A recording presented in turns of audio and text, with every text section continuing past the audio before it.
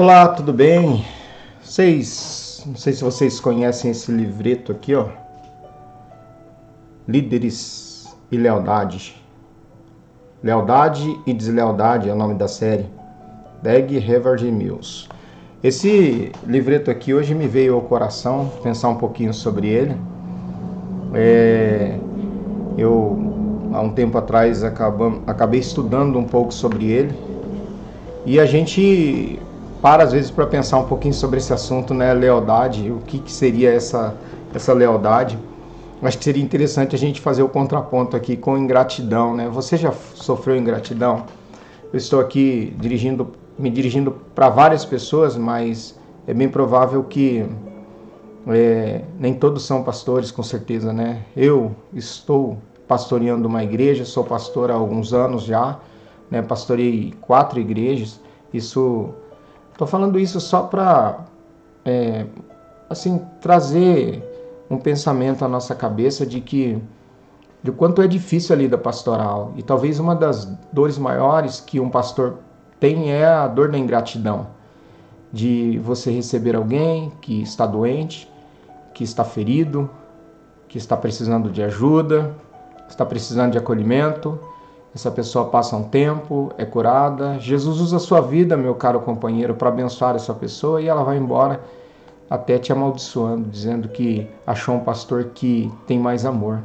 Eu me lembro de uma frase, né, de uma ilustração que alguém diz assim, né, a pessoa, olha, agora sim eu achei uma igreja que tem valido a pena. E a pessoa disse, é porque o pastor não te conhece.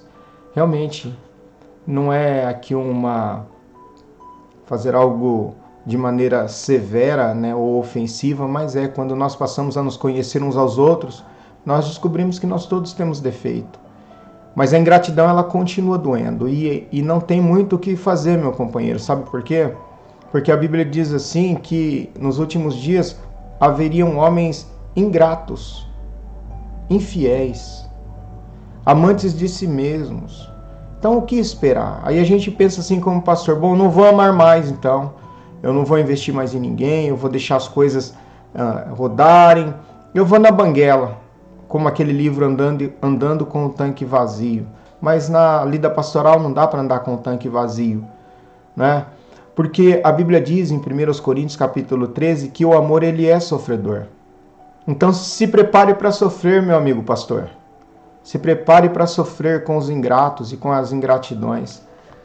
E esse pastor, ele é bastante profundo quando ele fala no capítulo de número 12 a respeito de 6 manifestações de deslealdade. Ele começa assim, olha, manifestar significa demonstrar, exibir, expor ou mostrar alguma coisa. As pessoas mostram deslealdade de muitas formas. Eu quero que estudemos algumas manifestações comuns de deslealdade.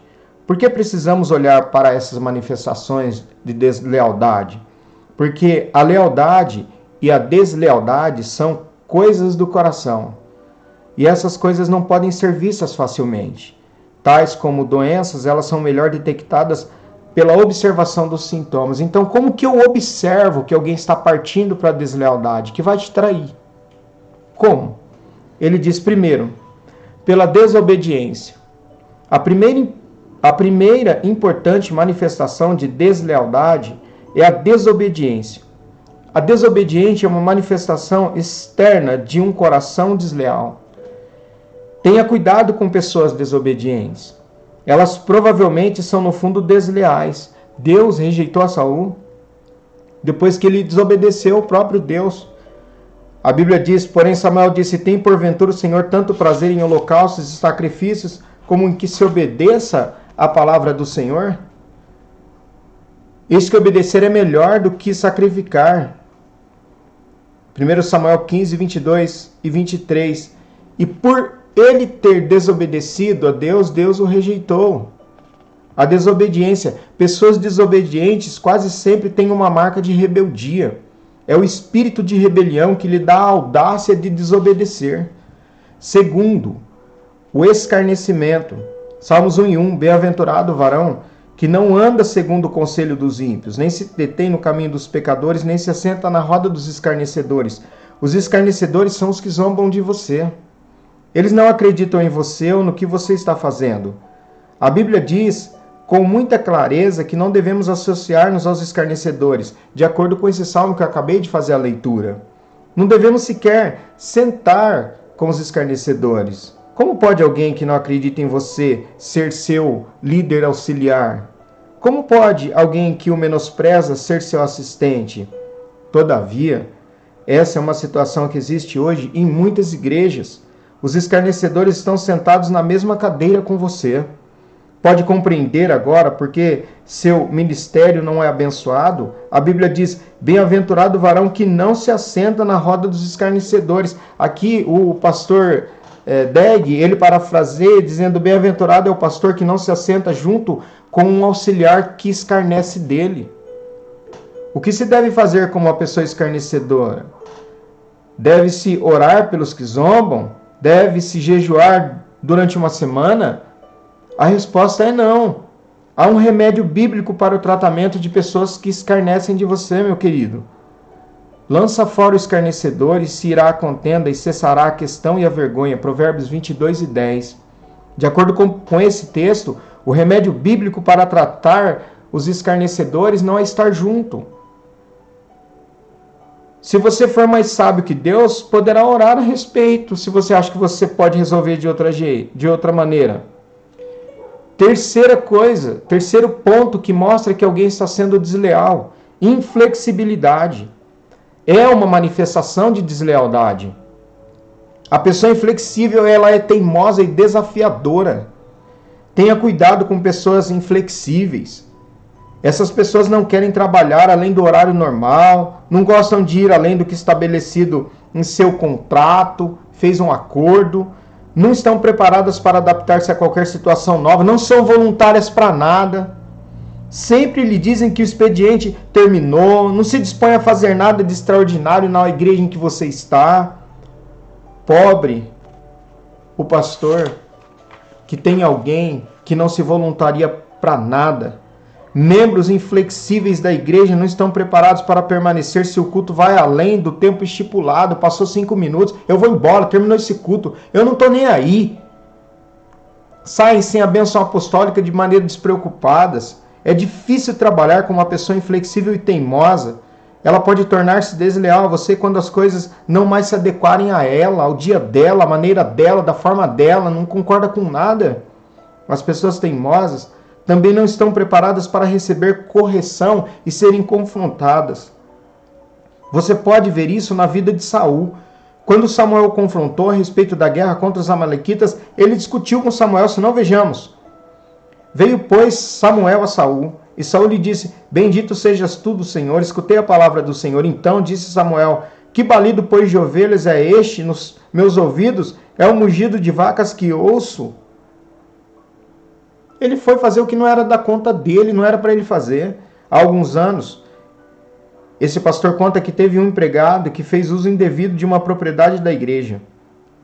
Inicialmente ele negou tudo. Por causa disso, eu reuni uma evidência documental para provar que ele estava de fato apropriando-se indevidamente do equipamento e do dinheiro. Quando reuni todos os documentos, convoquei uma reunião, apresentei todos os documentos que mostravam inequivocadamente que aquele homem havia desobedecido as instruções. Você acredita que, apesar da evidência incontestável, aquele homem argumentou conosco durante 3 horas? Ele não estava disposto a ser flexível. Ele era uma pessoa inflexível. Na verdade, a inflexibilidade é uma manifestação de deslealdade. 4. Mentiras. Estou convencido de que se os demônios pudessem ter irmãos gêmeos, então o espírito da mentira seria o espírito do furto. A mentira e o furto andam sempre juntos. Todo aquele que mente não é leal. O coração dele não pode estar com você.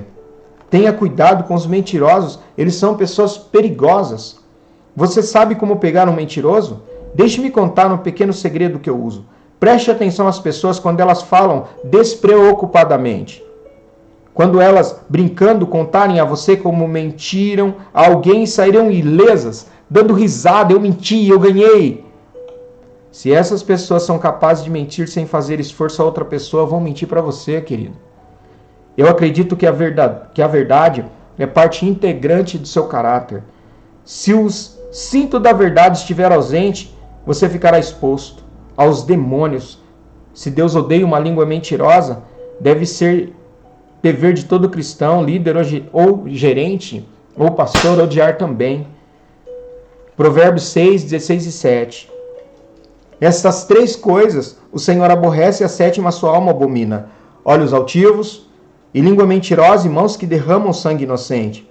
Os mentirosos são pessoas desleais. 5. Fofocas, o que semeia contenda entre os irmãos. Há pessoas que têm habilidade de criar histórias e recriar eventos que lhes sirvam. Elas podem espalhar histórias e fazer coisas parecerem interessantes. Você observou que os jornais sempre têm acontecimentos trágicos ou escandalosos como manchetes? A má notícia é mais doce para os fofoqueiros do que a boa. Tome cuidado com pessoas que têm histórias infindáveis a respeito dos outros. Elas conhecem cada mau evento ocorrido na igreja. Elas estão prontas para dar-lhe um informe completo sobre qualquer história que você pedir. Elas conhecem os detalhes e têm informações sempre privilegiadas. Tome cuidado. Quando você sair da mesa, você vai ser o próximo assunto da roda de conversa. E o último, rudeza. Moisés enviou a chamar a Datã e Abirão, filhos de Eliabe, porém eles disseram: não subiremos. Datã e Abirão foram francamente rudes com Moisés. Eles se recusaram a ir quando ele os chamou. A maioria das pessoas manifesta sua animosidade pelas costas de seus superiores. As pessoas que o atacam abertamente com a língua podem atacá-lo de outras maneiras. A rudeza é uma manifestação de deslealdade. Tenham cuidado com isso. Queridos, nós estamos vivendo entre seres humanos. E às vezes é muito difícil a gente conseguir detectar essas coisas. Mas infelizmente, há pessoas que você vai fazer tudo por elas, caro colega pastor. E elas continuarão tentando de alguma forma te atingir.